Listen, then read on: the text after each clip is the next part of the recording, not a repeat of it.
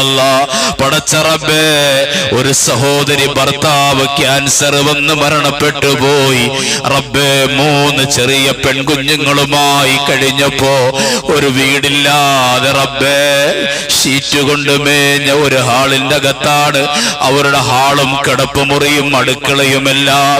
ആ 3 കുഞ്ഞുങ്ങളുമായി പടച്ച റബ്ബേ ആ സഹോദരി കിടന്നപ്പോ അതിന്റെ പണി റബ്ബേ നിന്നെ കണ്ടുകൊണ്ട് ഞങ്ങൾ തുടങ്ങി വെച്ച് എത്രയോ മുഅ്മിനീങ്ങൾ മുഅ്മിനാത്തുകൾ അതിനു വേണ്ടി സഹായിച്ചു, അതിനു വേണ്ടി ഓടി നടന്ന് പ്രവർത്തിച്ചു.